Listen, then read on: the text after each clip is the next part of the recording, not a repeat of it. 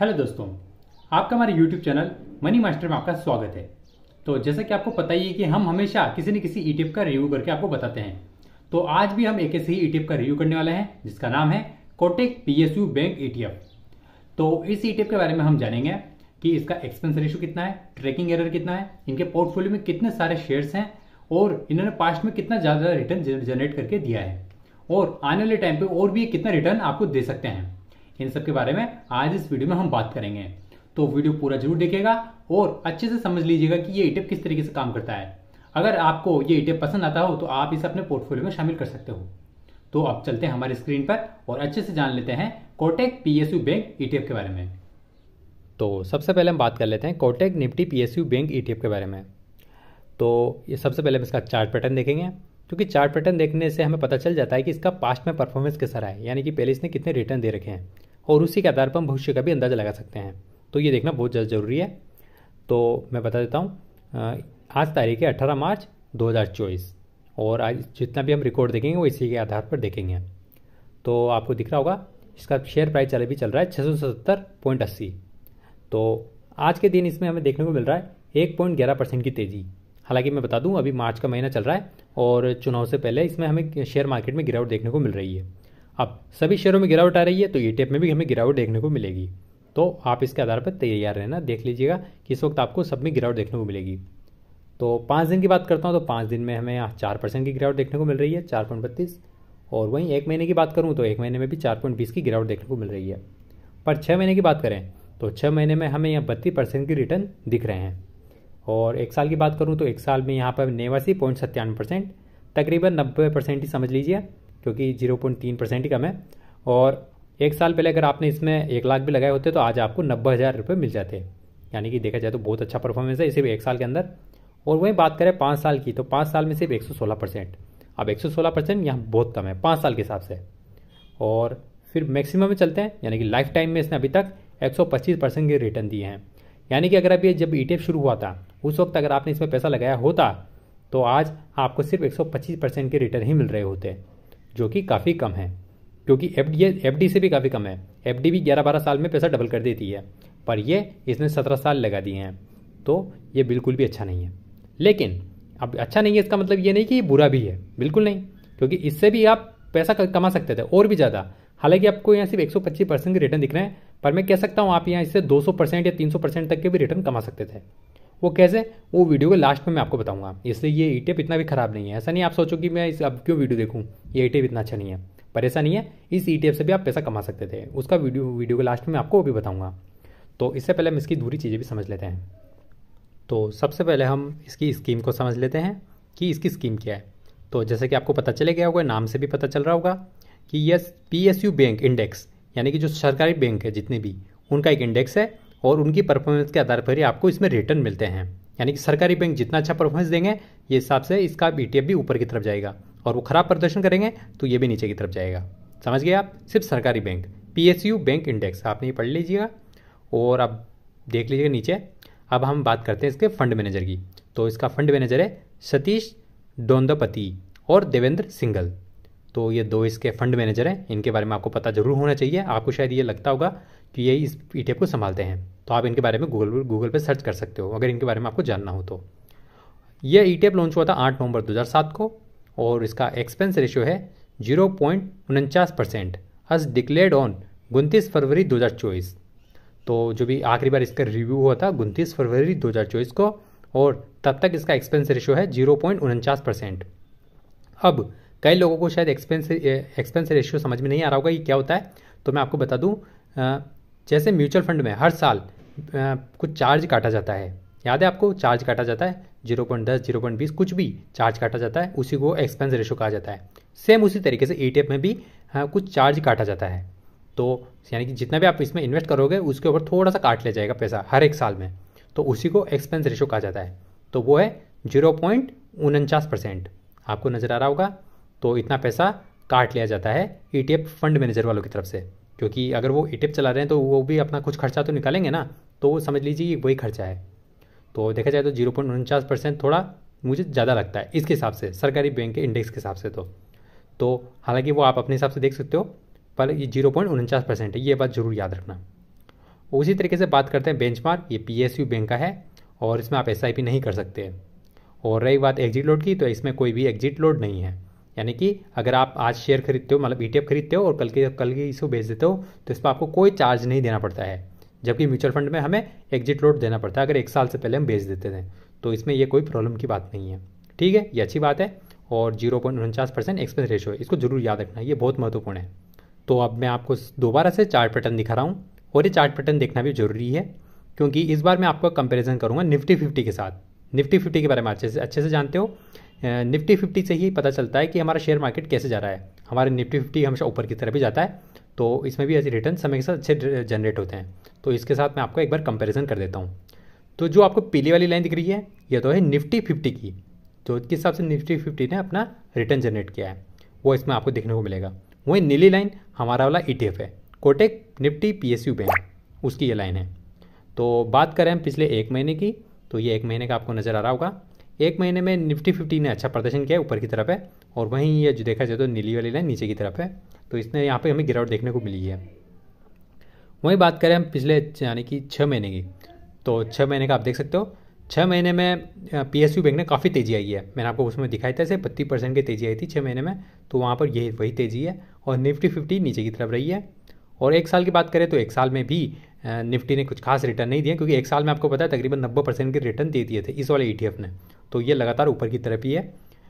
पर बात करें जैसे ही 5 साल की, तो 5 साल में हमें पता चल जाएगा रियलिटी। तो 5 साल में आप देख सकते हो निफ्टी 50 ऊपर की तरफ ही है, और ये जो हमारा जो ETF है ये नीचे की तरफ रहा है। लेकिन हाँ, ये लास्ट में जो तेज़ी आई है आपको पता ही है, जो 1 साल के अंदर जो खतरनाक तेज़ी आई है, उसी की वजह से ये फिर से निफ्टी के ऊपर चला जाता है। लेकिन अगर लंबे टाइम की बात करें तो इसमें निफ्टी 50 ज़्यादा अच्छा दिख रहा है। और वहीं बात करें हम ओवरऑल पूरे लाइफ टाइम की, तो लाइफ टाइम का आप समझ सकते हो, ये देखिए लाइफ टाइम में भी निफ्टी 50 सबसे ऊपर है, निफ्टी 50 सबसे ऊपर है, और हमारे PSU बैंक नीचे है। अब इसमें तेज़ी कब से देखने को मिल रही है? 2020 के बाद से। हमारे वाले PSU बैंक में अभी नीचे की तरफ देख सकते हो, ये 2020 के बाद से यहाँ हमें तेज़ी देखने को मिल रही है। तो हिसाब से अब ये आपको पता चल गया होगा कौन ज़्यादा बेटर है। यहाँ पे फिलहाल तो निफ्टी ज़्यादा अच्छा रिटर्न जनरेट करता हुआ दिख रहा है। अब हम इनके रिटर्न भी देख लेते हैं। तो ये जो एक चार्ट आपको दिख रहा होगा, इसके अंदर पूरे दिख रहे हैं कि अगर आपने इसमें 10,000 रुपये लगाए होते इस वाले ETF में, तो आपका कितना अमाउंट बन जाता। तो सबसे पहले आ रहा है 1 हफ्ता। 1 हफ्ते पहले अगर आपने इसमें 10,000 रुपये लगाए होते तो आज वो बन जाते 9,208 रुपये, क्योंकि आपको साइड में दिख रहा होगा 7.91% की गिरावट अभी तक आ चुकी है, यानी कि आपका पैसा कम हो जाता। वहीं 1 महीने पहले भी अगर आपने इसमें 10,000 लगाए होते तो वो बन जाते 9,438 रुपये, यानी कि यहाँ भी आपका पैसा कम हो जाता, -5% की गिरावट आपको दिख रही है। पर 3 महीने पहले अगर आपने पैसा डाला होता तो वो 11,718 रुपये बन जाते हैं, यानी कि पैसा बढ़ जाता, यानी कि 17% की तेज़ी। और ये आपको जो साइड में दिख रही है ये परसेंटेज है, आप इसको खुद देख लीजिएगा, मैं बार बार नहीं बोलूँगा, बस हम अमाउंट की बात करेंगे। 6 महीने पहले पैसा डाला होता तो वो 13,000 बन जाते हैं, 10,000 के 13,372। वहीं 1 साल की बात करें तो 1 साल में बन जाता 18,000 रुपये, और 2 साल पहले डालते तो वो बन जाते तकरीबन 25,000 रुपये। वहीं 3 साल की बात करें तो 29,000 रुपये, और 5 साल की बात करें तो 21,000 रुपये। देखिए यहाँ कम हो गया, जैसे लंबा टाइम हो गया 21,000 रुपये हो गए। 3 साल में तो 29,000 बन रहे हैं, और 5 साल में 21,000 रुपये। और वहीं 10 साल की बात करें तो 10 साल में बन जाता आपका पैसा 28,000 रुपये, यानी इस वाले ETF में। और लाइफ टाइम की बात करें तो पूरे लाइफ टाइम में 27,626 रुपये, यानी कि अगर आपने स्टार्टिंग में इसमें 10,000 रुपये डाले होते तो आज 27,626 रुपये बन जाते हैं। तो यह था इसका रिटर्न। तो अब मैं आपको दिखा देता हूँ इसका पोर्टफोलियो। आप किसी भी ETF को खरीदने से पहले उसका पोर्टफोलियो में देख लेना बहुत ज़्यादा जरूरी होता है, क्योंकि उनके पोर्टफोलियो में कौन कौन से शेयर हैं। अब शेयर अच्छे होंगे तो ETF ऑटोमेटिक अच्छा प्रदर्शन करेगा, और शेयर्स खराब होंगे तो ETF का प्रदर्शन भी खराब हो जाएगा। तो इसलिए कोई भी ETF खरीदो उससे पहले उसके शेयर भी एक बार पता कर लो। तो इस वाले ETF के शेयर्स मैं आपको एक बार दिखा देता हूँ। तो इसके अंदर 12 शेयर्स हैं, तो 12 शेयर हैं इसी वाले ETF के अंदर। फिलहाल तो ये 29 फरवरी 2024 तक के आंकड़े के हिसाब से है। अब मैं आपको उन शेयर्स के नाम भी बता देता हूँ कि किन किन शेयरों में इनका इन्वेस्टमेंट है। तो सबसे पहला जो शेयर है वो है स्टेट बैंक ऑफ इंडिया। तो ये हमें पहले से पता था, क्योंकि SBI सबसे बड़ा बैंक है भारत का सरकारी बैंकों में। तो इसमें ये देखा जाए तो आपको दिख रहा होगा स्टेट बैंक ऑफ इंडिया में इनका इन्वेस्टमेंट है। और जो इनके देखा जाए तो दूसरे नंबर पे जो बैंक आ रहा है वो है bank of Baroda. Bank of Baroda भी आपको पता है बहुत बड़ा बैंक है, तो उसमें भी इनका इन्वेस्टमेंट है। फिर तीसरे नंबर पर आ रहा है कैनरा बैंक, फिर आ रहा है पंजाब नेशनल बैंक, फिर आ रहा है यूनियन बैंक ऑफ इंडिया, फिर आ रहा है इंडियन बैंक, फिर आ रहा है bank of India, bank of Maharashtra, Indian overseas bank, central bank of India, UCO bank और पंजाब एंड सिंध बैंक। तो इस तरीके से इसके अंदर ये 12 शेयर्स हैं जिनमें इन्वेस्टमेंट कर रखा है इस वाले ETF ने। अब इन शेयर्स के नाम देखकर आपको पता चले गया होगा कि ये सब सरकारी बैंक है। हालांकि इस ETF के नाम से पता चल रहा था PSU बैंक ETF, तो इसमें सारे सरकारी बैंक मौजूद होंगे। अब आपको पता है जैसा कि आपको अभी पता चला था कि इसने इतना कम रिटर्न क्यों दिए। भाई पूरे लाइफ टाइम में सिर्फ 125% के आसपास कितने रिटर्न दिए, वो इसलिए दिए क्योंकि आपको पता है कि सरकारी बैंक जो लंबे टाइम में आप देखोगे उनके जितने भी शेयर्स हैं, चाहे SBI को देख लो, कोई भी शेयर उठा के देख लो, उनमें आपको तेजी देखने को नहीं मिलेगी, बिल्कुल भी नहीं, ना के बराबर ऊपर नीचे वहीं पर घूमते रहते थे, जिसकी वजह से इस ETF में भी तेजी नहीं आई। लेकिन पिछले कुछ सालों से यानी कि 2-3 जब से लॉकडाउन लगा था उसके बाद से ही सरकारी बैंकों में हमें तेजी देखने को मिल रही थी। आपको पता है SBI का शेयर भी तकरीबन 300 के आसपास घूमता था और आज वो तकरीबन 1000 तक आने को तैयार हो गया, यानी कि 1000 को भी पार कर जाएगा, कि वहाँ तक पहुँच चुका है। तो ये तेज़ी कुछ टाइम में ही आई है, तो उनमें तेज़ी आई है तो ETF में भी तेज़ी आना लाजमी बात थी। तो इस तरीके से अब अगर आपको पता करना हो कि भविष्य में ये वाला ETF आपको अच्छी रिटर्न दे सकता है या नहीं, तो इसके लिए आपको कुछ नहीं करना है, सिर्फ आपको सरकारी बैंक, ये जितने सरकारी बैंक के नाम मैंने आपको बताएं इनके बारे में पता करना है कि ये कभी आगे बढ़ सकते हैं या फिर नहीं, या फिर इनमें फिर से कोई गिरावट आ सकती है, या फिर ये इसी तरीके से न्यूट्रल रहेंगे, ना ऊपर ना नीचे, यहीं घूमते रहेंगे। तो इस तक आप अगर अंदाज़ा लगा सकते हो तो इस ETF में आप इन्वेस्ट कर सकते हो, या आपकी अपनी मर्जी होगी। अब आप एक बार इनकी कॉन्टैक्ट डिटेल भी देख सकते हो, क्योंकि अगर हम कोई ETF खरीद रहे हैं तो उसका हमें कॉन्टैक्ट भी पता होना चाहिए। तो ये कोटक महिंद्रा एसेट मैनेजमेंट इसको पूरी तरीके से ऑन करती है और वहीं से चलाती है। आप उनका एड्रेस और मोबाइल नंबर और उनकी वेबसाइट देख सकते हो। अगर कुछ भी जानकारी चाहिए हो तो आप इन पर जानकारी प्राप्त कर सकते हो।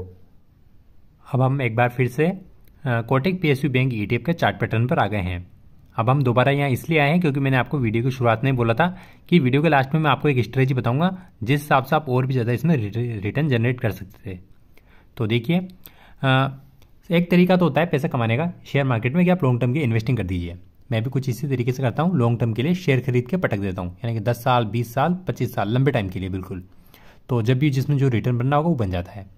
लेकिन इसी के साथ मैं एक और स्ट्रेटजी अपनाता हूँ, वो है शॉर्ट टर्म, यानी कि मैं शॉर्ट टर्म के लिए शेयर्स खरीदता हूँ और उन्हें बेच देता हूँ। जब भी उनमें कुछ थोड़ा बहुत भी रिटर्न जनरेट होता है, जैसे 5% 10% जो भी मुझे मिलता है मैं बेच देता हूँ। तो इस तरीके से मैं पैसा कमाता हूँ शॉर्ट टर्म में भी। तो आप चाहें तो ऐसे ETF का इस्तेमाल आपने इसमें भी कर सकते हो शॉर्ट टर्म के हिसाब से भी। अब ETF एक क्या होता है, एक इंडेक्स होता है, तो इंडेक्स में गिरावट बहुत कम आती है। जैसे कि आप देख सकते हो भले लंबे टाइम में इसने रिटर्न कम जनरेट करके दियो, लेकिन रिटर्न जरूर दिए, माइनस में नहीं ले गया है। आपको पता है बहुत सारे शेयर्स ऐसे हैं, जैसे यस बैंक हुआ, वोडाफोन आइडिया का हुआ, डिश TV हुआ, काफ़ी सारे शेयर्स हैं जो पहले कभी बहुत ऊपर हुआ करते थे, बाद में बिल्कुल नीचे आ गए, यानी कि पेनी स्टॉक्स बन गए। आपको पता है 2-2 रुपये 5-5 10-10 रुपये के शेयर बन गए थे, वो आपको अच्छे से पता है। तो इस तरीके से शेयर्स में ये रिस्क रहता है, लेकिन ETF में ये रिस्क बहुत ही कम हो जाता है, क्योंकि ETF क्या एक इंडेक्स होता है, बहुत सारे शेयरों का ग्रुप गुच्छा होता है, तो इसमें ये चांस बहुत कम हो जाते हैं। तो आप देख सकते हो शॉर्ट टर्म के हिसाब से आप इसका इस्तेमाल कर सकते थे। कैसे हैं, ये देखिए बीच में छोटे छोटे स्पाइक्स आप तो दिख रहे होंगे, ये देखिए शुरुआत से दिखाता हूँ। ये देखिए यहाँ पर ये गिर गया, फिर हल्का सा ऊपर की तरफ चला गया, फिर देखिए ये ऊपर नीचे छोटे छोटे आपको दिख रहे होंगे। अब ये मैंने मैक्सिमम वाला चार्ट पैटर्न लगा रखा है, इसलिए ये काफ़ी सारे आपको दिख रहे होंगे, यानी कि कितने सारे मौके मिले आपको इसमें पैसे कमाने के शॉर्ट टर्म में। और उस वाली जो एक वीडियो मैंने बनाया था कि ETF से रोजाना पैसा कैसे कमाए, उसमें मैंने आपको अच्छे से समझाया था कि जब भी इसमें थोड़ी बहुत गिरावट हो ETF में, उसे आप खरीद लीजिए थोड़े टाइम के लिए, महीना भर के लिए, 2 महीने के लिए, जो भी टाइम हो आप सोचो, उतने टाइम बाद जैसे ही उसमें तेजी आए फिर से आप उसे बेच दीजिए। 5% 10% आपको आराम से मिल जाएगा। यहाँ पर भी वही बात थी, देखिए ये छोटे छोटे, हालांकि दिखने में आपको बहुत छोटे लग रहे होंगे क्योंकि मैंने लंबे टाइम का लगाया, इसलिए इसमें आपको छोटे छोटे दिख रहे हैं, पर इनमें आप बहुत अच्छा पैसा कमा सकते थे। तकरीबन 5% 10% के ये स्पाइक्स हैं, मैं आपको पहले बताता हूँ। तो इनमें आप ये देखिए इस तरीके से, जैसे यहाँ पर गिरावट, ये थोड़ा सा गिरावट आई, फिर यह हल्की सी तेजी आ गई, तो इस तेजी में हम बेच देंगे ऐसे। तो अच्छी खासी जैसे 2% 3% ETF गिर जाए खरीद लो, उसके बाद इसमें 3-4% जो ऊपर चला जाए उसे बेच दो। तो इस तरीके से आप इसमें अच्छा खासा पैसा कमा सकते थे। अब स्ट्रेटजी तो आपको समझ में आ गई होगी। अब इसके अलावा एक और बात बता देता हूँ मैं आपको, ये वीडियो मैंने सिर्फ एजुकेशनल पर्पज़ से बनाया है, इसमें मैं आपको खरीदने या बेचने की कोई भी रिकमेंड नहीं कर रहा हूँ। हम सिर्फ ये एजुकेशन पर्पज़ की वजह से ये वीडियो बना रहे हैं, क्योंकि मैंने जब भी सर्च किया गूगल पे या फिर यूट्यूब पे सब जगह, तो ETF से रिलेटेड मुझे बहुत कम जानकारियाँ मिली। तो मुझे लगा कि मुझे इस बारे में वीडियो बनानी चाहिए ताकि लोगों को पता चल सके। अगर जब आप ETF खरीद रहे हो तो आपको पता होना चाहिए कि आप कौन सी ETF खरीद रहे हो और इसकी क्या खासियत बात है और क्या इसमें बुराइयाँ हैं, इसके बारे में आपको पता चल जाना चाहिए। अब जैसे कि मैंने इस ETF के बारे में सब कुछ खोल के आपके सामने रख दिया है, इसने किस तरह से रिटर्न जनरेट किया है, उसका एक्सपेंस रेशियो कितना, सब आपको पता चल गया होगा, इसके अंदर कौन कौन से शेयर्स हैं। तो वैसे ही तो फिर भी हम कोई आपको सलाह नहीं देते हैं कि इसे खरीदो या बेचो, आपकी अपनी मर्जी है जो आप करना चाहो। और अगर आप कोई सलाह भी लेना चाहते हो तो किसी से भी रजिस्टर्ड एडवाइजर से आप सलाह ले सकते हो, उनके आधार पर आप काम कर सकते हो, या फिर आप अपनी खुद की मर्जी से काम करें। हम यहाँ पर खरीदने बेचने की कोई सलाह नहीं देते हैं। तो आपने अच्छे से समझ लिया होगा कि ये ETF किस तरीके से काम करता है और इसके अंदर कितने रिस्क हैं और कितना इसमें हमें फायदा मिल सकता है आने वाले टाइम पर। आप ये सब कुछ समझ गए होंगे। तो अब अगर आपको इससे ही वीडियो पसंद आते हैं तो आप हमारे चैनल के साथ जुड़े रहिए, क्योंकि हम हमेशा आपके लिए ऐसे वैल्यूएबल वीडियो बनाते रहते हैं।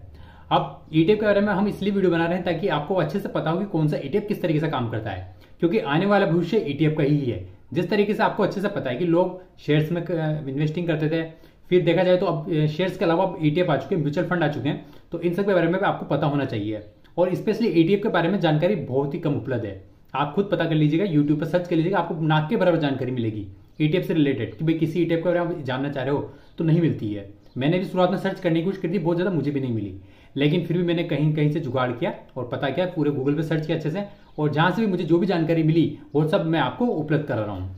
तो एक काफ़ी मुश्किल काम है, तो आप हमें सपोर्ट करिए ताकि हम आपके लिए इसी तरीके से ऐसे वैल्यूएबल वीडियो बनाते रहें। तो अगर वीडियो पसंद आया हो तो वीडियो को लाइक करो और चैनल पर पहली बार आए हो तो चैनल को सब्सक्राइब करो। तो आज के लिए इतना ही, अगली बार फिर मिलेंगे हम किसी ऐसे नई वीडियो के साथ। तब तक के लिए गुड बाय।